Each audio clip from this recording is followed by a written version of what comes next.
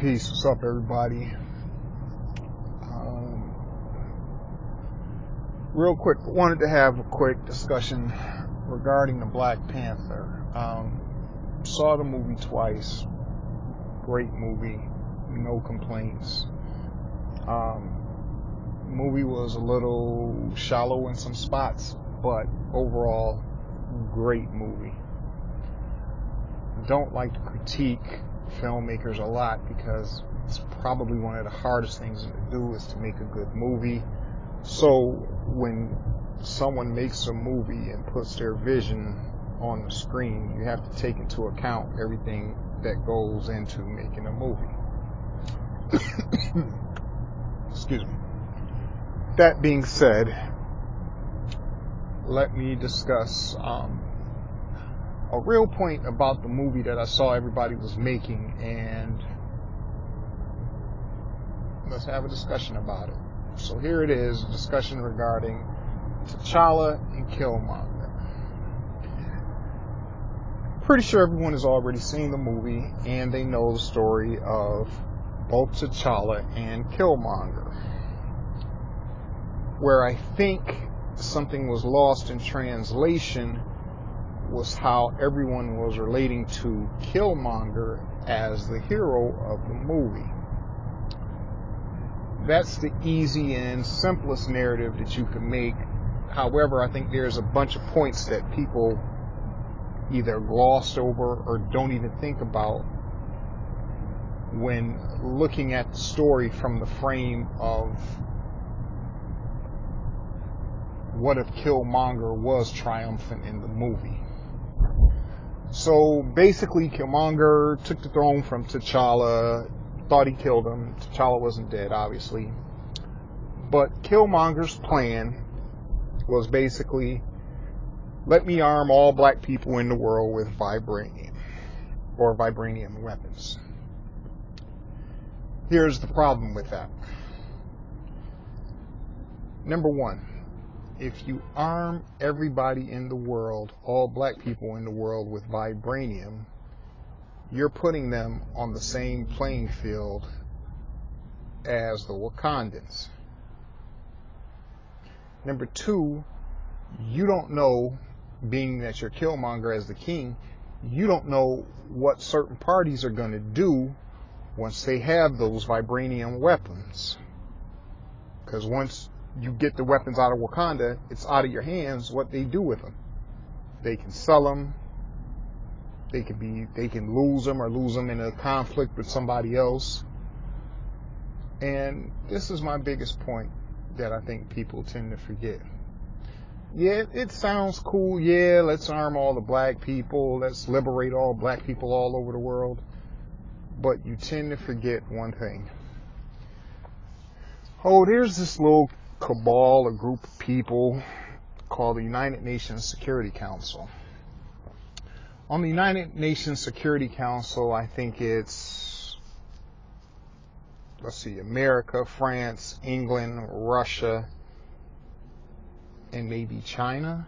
I may have forgotten some countries, or I may have added one country too many.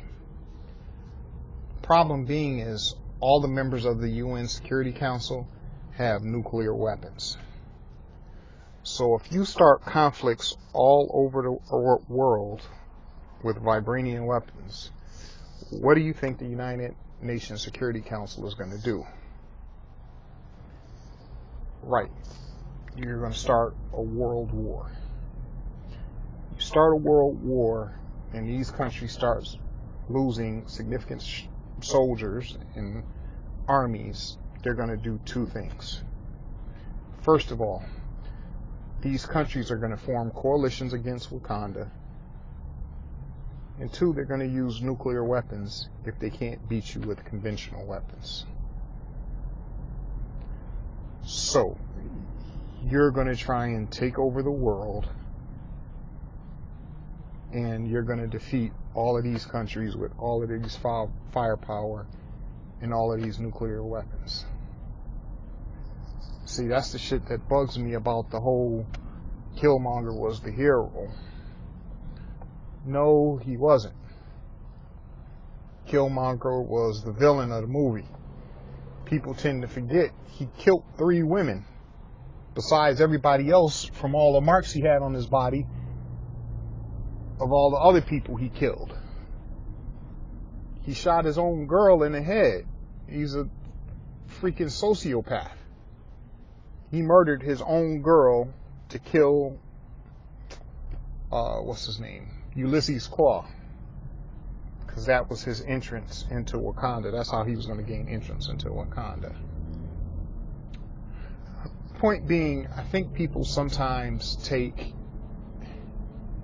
the bad guy being the hero, they take the shit too far sometimes. The real hero was T'Challa, because what did T'Challa wanted to do?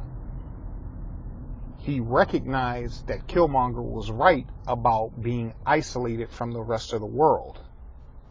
However, T'Challa said, why don't I invest in black communities, rebuild these black communities, and start science and technology outreach centers? See, nobody can stop you from teaching people. But if you start a war, you're going to always be at war.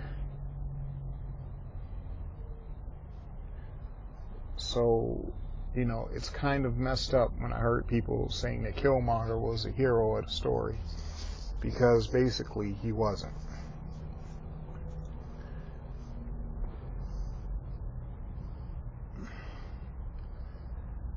And I also heard that T'Challa was a coon and T'Challa was simping for America and all of this shit. Even though it's a movie, sometimes you have to understand when somebody is raised as royalty. They have a different way, a different perspective of looking at things.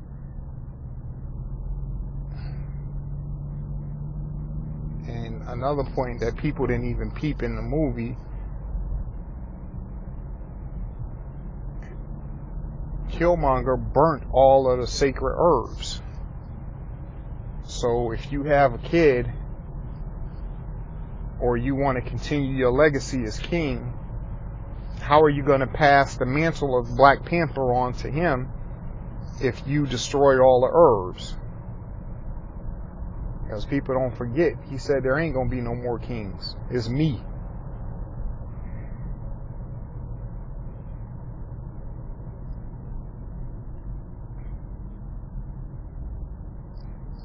See, that's why you have to pay attention to movies. You don't have to look at deeper meanings and all of this kind of crap and esoteric meaning and I'm gonna break down the science of Black Panther and all of this other shit and whatever.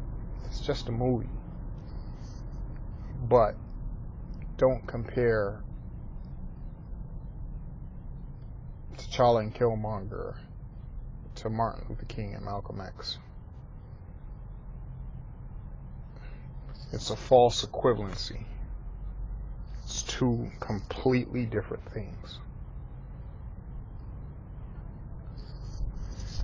So with that being said, that's my thoughts on the whole T'Challa and Killmonger comparison, and whether Killmonger was a hero or T'Challa was a hero. That's my thoughts.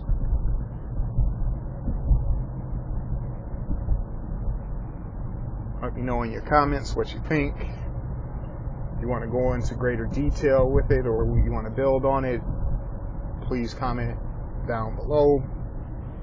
Don't forget to subscribe if you like what I'm talking about. Peace.